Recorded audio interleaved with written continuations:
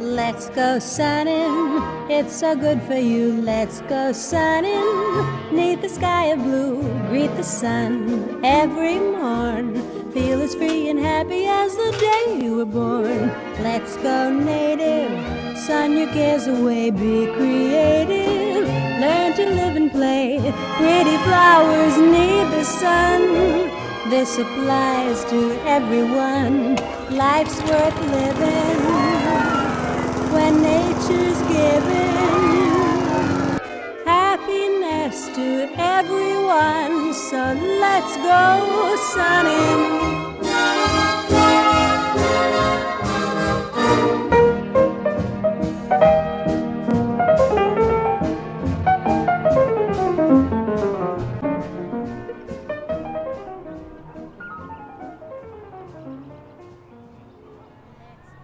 Go ahead and introduce yourself and tell us about your trans experience. All right. Hello, I am Kevin Rakestraw, and I think I first realized that I was trans, like actually transgender, knew the word when I was in 5th or 6th grade. Before that, I kind of knew something was different, and but I couldn't tell what was different.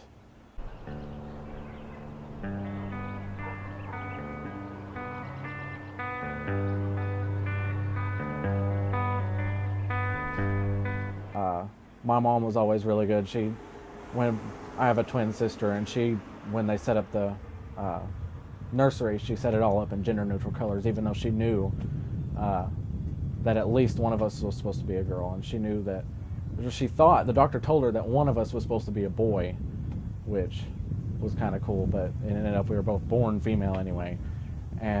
But we had all the gender neutral stuff, and every time I would want a toy, she would actually ask me what I wanted, and I would always have like the Ken dolls and the like Disney male character stuff, and I would always play the male role as a kid, and my sister always liked all the girly stuff, I guess.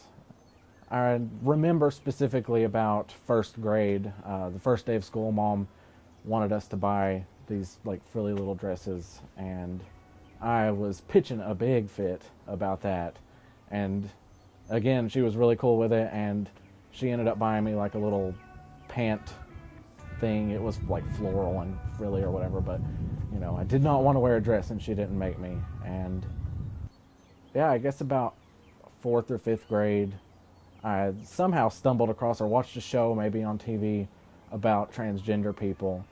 And I just had like a, oh my God moment, you know, and realized that fit me, how I felt about myself.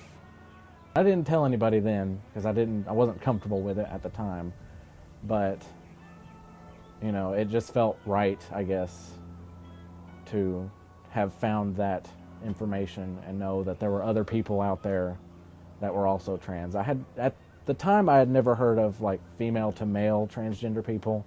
It was mostly because, you know, you get more media coverage of male to female, I guess. But I knew that it was possible, and from there on out, I would, you know, always try and dress more masculine and try and present more masculine to the best of my ability.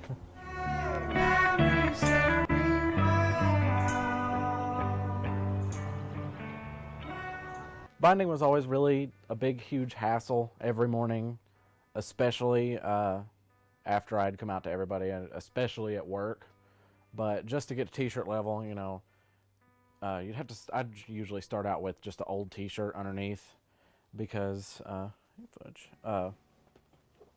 keeps the sweat and chafing and other unpleasant things. But start out with the t-shirt underneath everything else, and then have a binder. This is not the one that I wore usually, but it's essentially the same thing. It's like a stretchy tank top. Before I had surgery, I had a very large chest, very noticeable, and it was basically killing me. I didn't know, I couldn't handle it, you know. I asked my doctor, the one that is prescribing me testosterone, if he knew anybody. Because there are several popular ones around the U.S. that specialize in that kind of surgery. But he happened to know a guy that had either seen another FTM patient, which is female to male, or had done the surgery at the time. That's what I had known about him.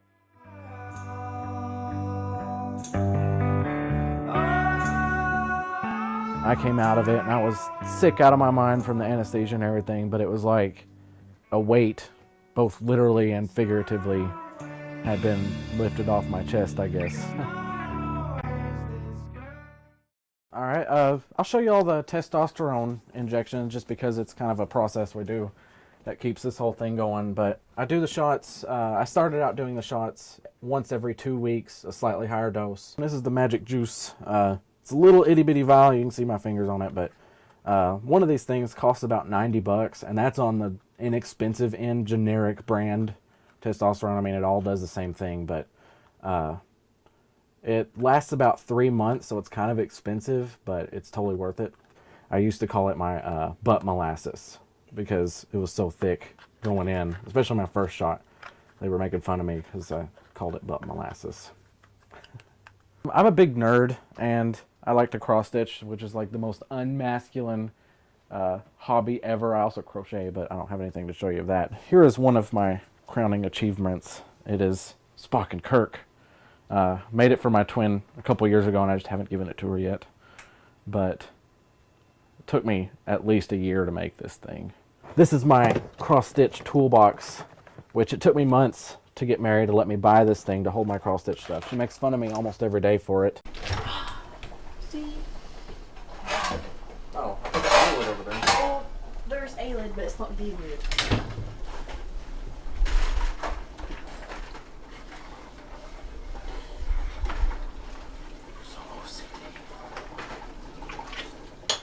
Kay's like literally my best friend and the only person I could ever stand to be around every day, 100% of the time. Like, we've tried living, apart from each other, and we don't like that. We like to be together. We've tried having roommates and like relatives live with us, and we just can't stand to be around anyone but each other. For completing the epoxy. May I be dismissed? Why don't you throw away those dead hives here? And wash that cup. That means I have another dish to do. It won't kill you. It's good for you. It builds character. Dish doing.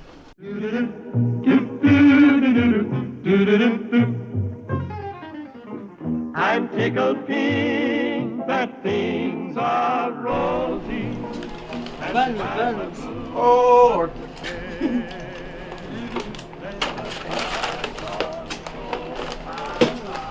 Battle of the Sexes. This would have been a good one. I could have won both. Okay, you would have lost both. Yeah. Shut up. Yeah. It's already crossed the 2 questions, you have it licked. That's right. I could answer some weird female questions. Yeah, you could. And not answer the obviously male ones. Yeah.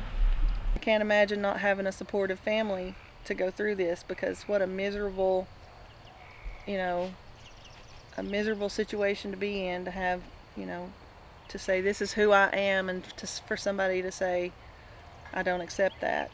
I'm just proud of Kay and think that he has to be very brave to go through everything.